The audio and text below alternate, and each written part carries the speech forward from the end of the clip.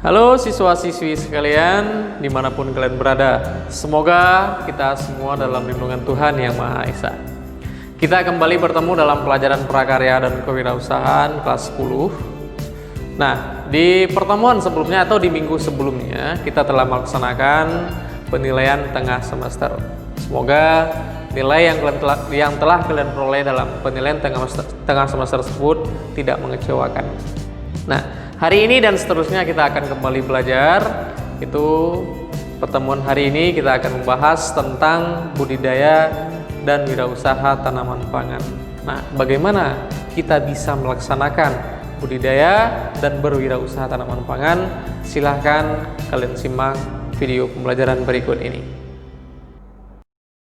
Budidaya adalah suatu kerja atau kegiatan yang berusaha untuk menambah, menumbuhkan, dan mewujudkan benda ataupun makhluk agar lebih besar, tumbuh dan berkembang menjadi lebih banyak.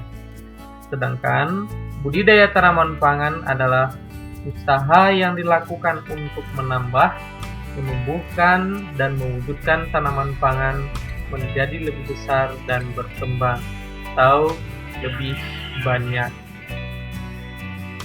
Nah, artinya di sini dapat kita simpulkan bahwa budidaya tanaman pangan itu adalah usaha kita untuk menambah atau mengembangbiakan sebuah atau suatu jenis tanaman pangan. Nah, jika dilihat di peta berikut ini adalah peta morfologi Indonesia. Kilas kita akan melihat di sini kondisi alam Indonesia yang dimulai dari dataran rendah hingga daerah atau wilayah perbukitan. Dan ini indikasinya bahwa wilayah Indonesia sangat cocok untuk aktivitas tanaman pangan. Nah, namun ada beberapa fakta yang dapat kita simpulkan dari peta tersebut. Yang pertama adalah Indonesia merupakan negara yang luas dan kondisi alam yang beragam, mulai dari dataran rendah hingga dataran tinggi ada di Indonesia. Kemudian yang kedua, sebagian besar mata pencaharian penduduk berada di sektor agraris. Artinya, jumlah tenaga kerja di Indonesia atau mata pencaharian yang lebih besar, yang sangat besar di Indonesia adalah berada di sektor pertanian. Kemudian yang ketiga, seharusnya dengan melihat kondisi seperti itu, Indonesia mampu memenuhi kebutuhan pangannya sendiri.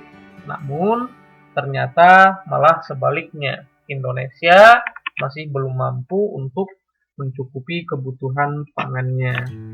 Oleh karena itu, Indonesia masih mengimpor berbagai macam jenis tanaman pangan untuk memenuhi kebutuhan di Indonesia tersebut. Nah, seperti yang kita lihat di sini, ini adalah data impor pangan di Indonesia tahun 2017 hingga 2018. Nah, bisa kita lihat di sini beras kita masih impor sekitar naik menjadi 2 juta ton. Kemudian gula juga sama, naik 9,7% dari tahun sebelumnya. Kemudian garam, mentega, tepung terigu, dan daging lembu juga mengalami kenaikan dari tahun 2007 ke tahun 2018. Artinya di sini dapat kita simpulkan bahwa Indonesia masih belum berdaulat dalam hal pangan, terutama untuk mencukupi kebutuhan dalam negeri. Nah, tanaman pangan ini ada beberapa jenis. Ada yang pertama adalah gandum, kemudian ada jagung, padi, ada singkong, ada kedelai. Nah, penjelasan dari masing-masing jenis tanaman pangan ini bisa kalian lihat dari halaman 67 hingga halaman 72 di buku masing-masing. Kemudian, jenis tanaman pangan itu dikelompokkan menjadi 3 kelompok. Yang pertama adalah serealia, kacang-kacangan, dan umbi-umbian.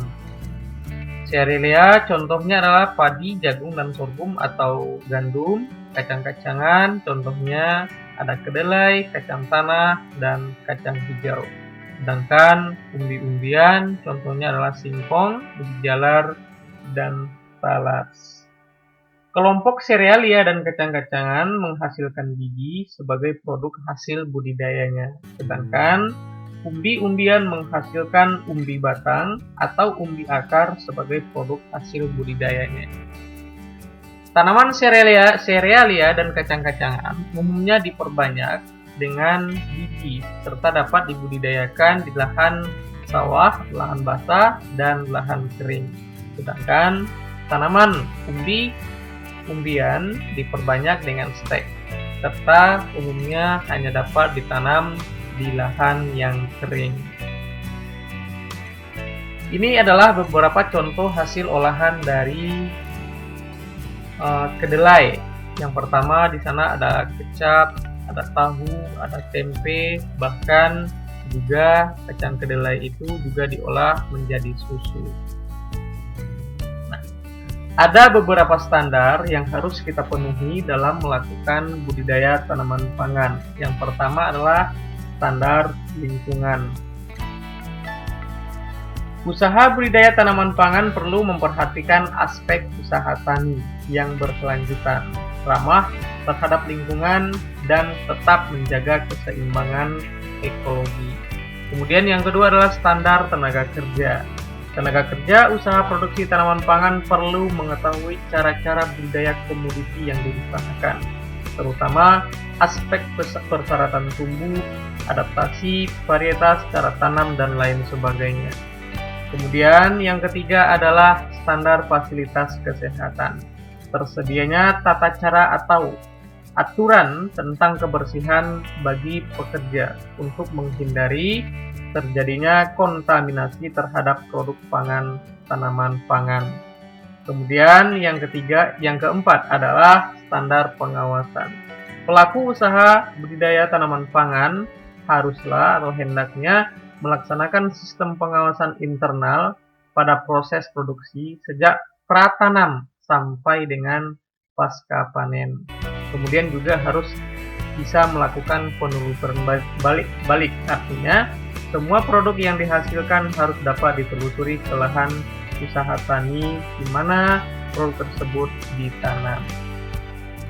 Kemudian ada beberapa aspek kebutuhan dari sumber daya untuk budidaya tanaman pangan. Yang pertama harus ada manusia yang terampil atau pekerja yang terampil dalam melakukan budidaya tanaman pangan.